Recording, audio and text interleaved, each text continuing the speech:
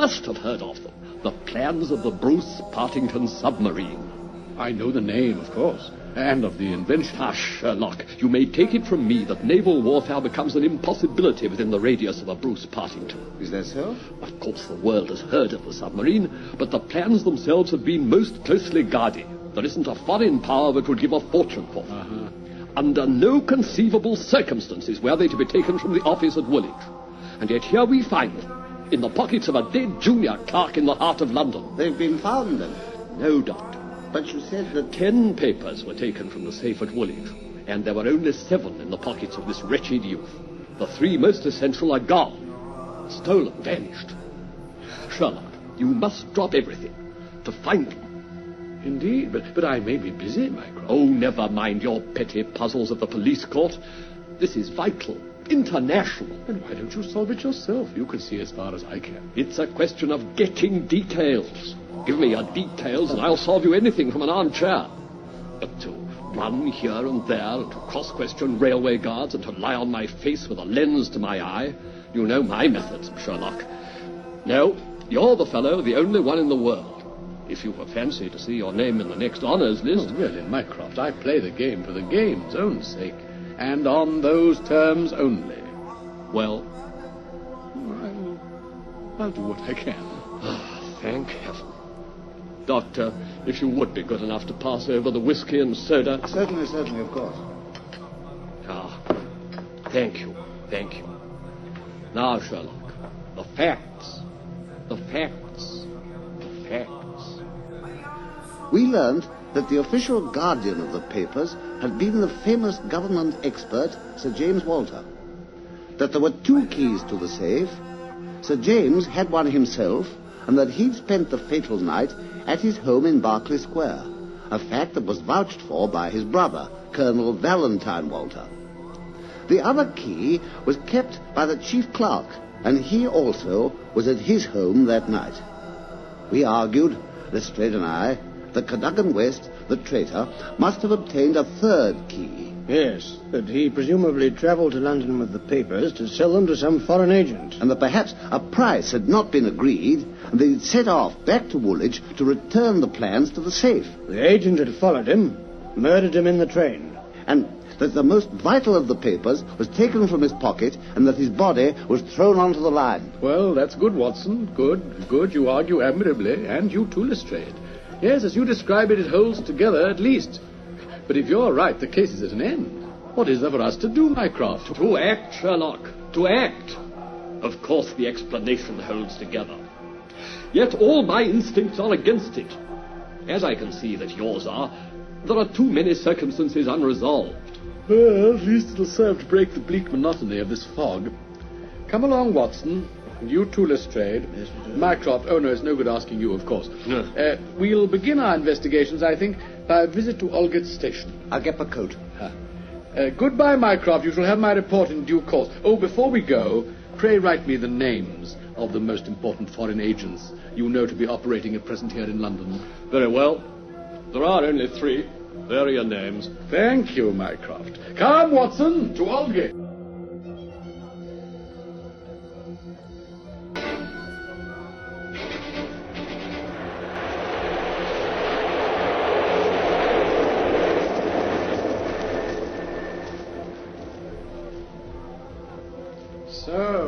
So then. Fortunately, the fog has lifted a little at last.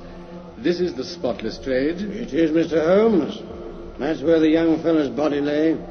Just there beside the track, where it comes out of the tunnel. Ah, yes, interesting. Most interesting. Do you notice the presence of anything, Watson? No. Nothing. Nothing at all, Holmes. Well, shall I put it then, the absence of anything? Yeah. Oh, there. Of course. Of blood. Just so. And yet, as I understand it, there was a considerable wound, Lestrade. The bone was crushed right into the head. The railway carriage, then, if he was murdered in a carriage, must be covered in blood. No, Doctor. Every single carriage on this line that night has been examined. Inside? Of course. Where else? Nothing.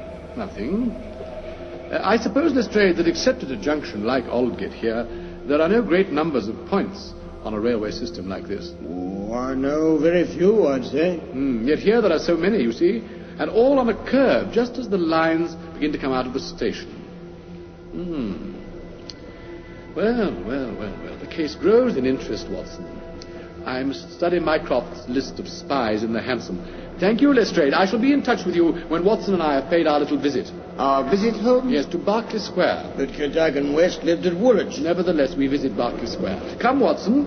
Our business is with Sir James Walter, the distinguished government expert whose decorations and accomplishments fill at least 2 whole columns in Who's Who.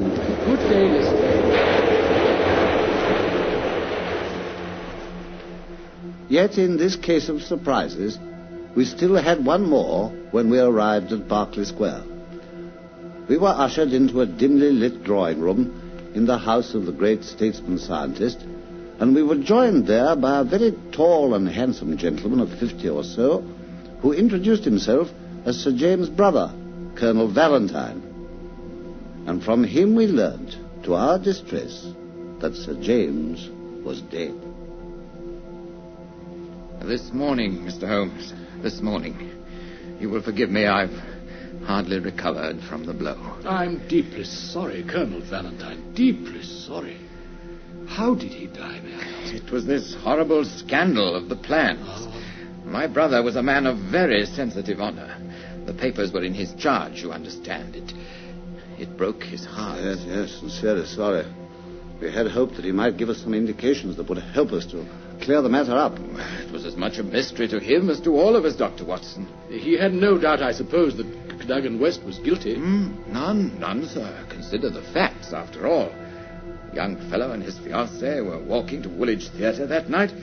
Suddenly, as they were passing the naval offices, he darted away and left her in the fog. And she never saw him again. Dreadful. But why this sudden disappearance? Can you explain it? She'd obviously gone to steal the papers. No doubt some agent had corrupted him. He needed money. He took the papers to London and met his death by some form of double-crossing, as I believe it's known in such circles. Yes, of course. That's the only explanation indeed. But you can understand, Mr. Holmes, how deeply disturbed I am. Naturally, Colonel. Forgive me for having taken up so much of your time already. Come, Watson, we must take our leave. Goodbye, Colonel. Good day, sir. Goodbye, gentlemen. And now, Watson, to Baker Street. Then I shall leave you for a little on business of my own, but we shall meet again later tonight at Goldoni's restaurant in the Gloucester Road in Kensington. You'll join me there at 9, Watson, and kindly bring a jemmy, a dark lantern, and a revolver with you.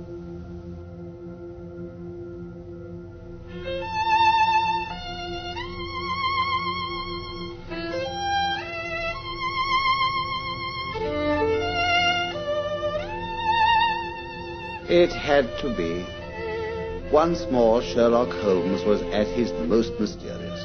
I watched him, in Baker Street, pore over a map of London, consulting again and again the list of known foreign agents which Mycroft had given him.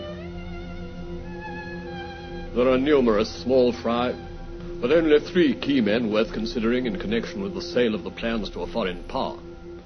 Adolph Meyer in Westminster, Louis La Rothiere in Notting Hill, and Hugo Oberstein of Caulfield Gardens, Kensington.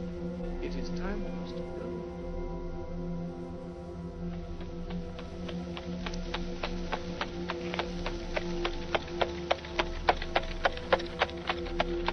But how do you know that Oberstein's the one? There were 3 names on the list.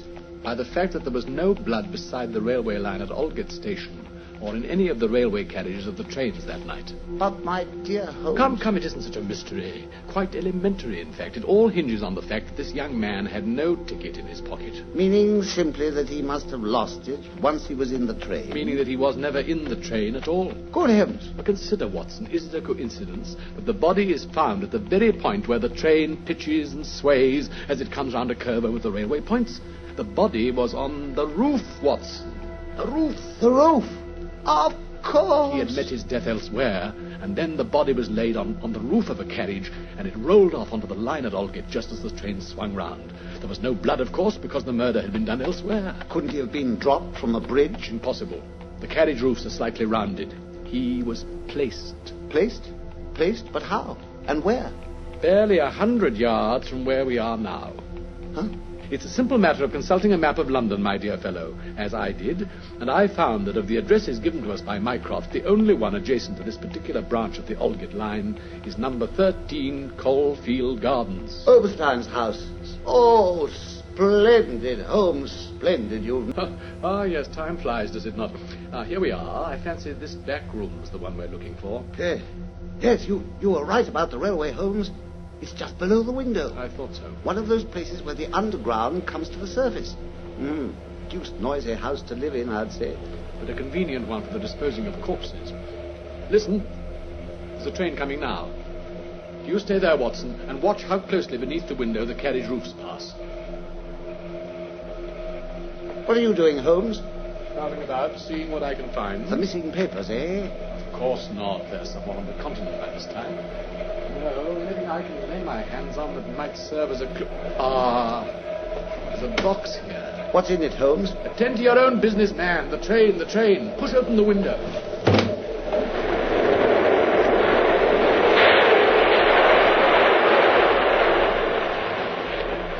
Only a few feet, Holmes. A few feet below us. Just so. And given the fact that a train pulled up outside there that night, as I've checked they sometimes do, because of an intersection beyond the tunnel. The thing's simplicity itself. And look, Holmes. Here are bloodstains on the sill. Oh, you're becoming quite observant, my dear fellow. I noticed them the moment we came in. However, this little box, do you see it? What's in it? Cuttings. From the personal column of the Globe newspaper, if I'm not mistaken, judging by the print and colour. As you know, I've made a study of such things. Hold the lantern, Holmes. Let me see. Yeah, they're pinned together in consecutive order. It's plainly the way in which Oberstein communicated with his confederate. Let me see. Yes. Stuff waits you when goods delivered, terms agreed, signed, Pierrot. And here's another. It's the last one. Look, Holmes. Monday night after 9, 2 taps. Payment in hard cash when commission fulfilled. Also signed Pierrot. And Monday night. Significant, Watson. I think that a visit to the Globe offices would not be amiss before we retire for the night. Then a lazy day tomorrow, perhaps, except that you'll have a couple of telegrams to send off. Telegrams to whom?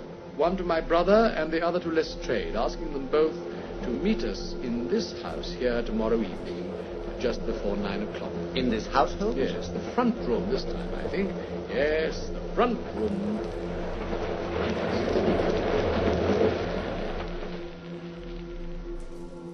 What I don't understand is why you brought us here to Kensington at this time of night, Mr. Holmes. To show you the thief, Mycroft. Have you seen the latest message from Pierrot? Show him this morning's newspaper, Watson. Yes. There you are. Tonight, same hour, same place, 2 taps, your own safety at stake.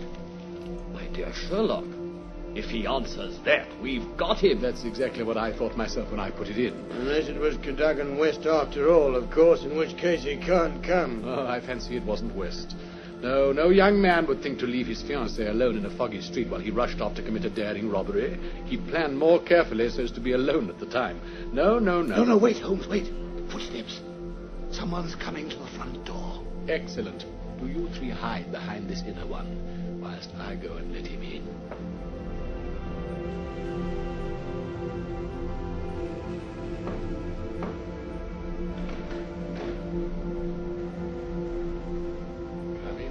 This way.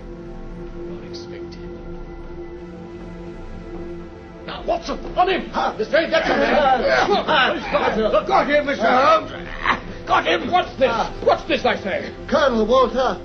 Colonel Valentine Walter. The same. I wasn't quite sure till now if he was the bird we were looking for. Well, Mycroft? Sir James's brother. I should have known. I demand an explanation. I came here to visit Mr. Oberstein. Of course you did. And we know why, sir. We know everything. How any English gentleman could behave in such a manner is beyond my comprehension. Oh, it's true. Before heaven, it's true. Don't think I haven't hated myself every minute of it. Thank heavens it's over at last.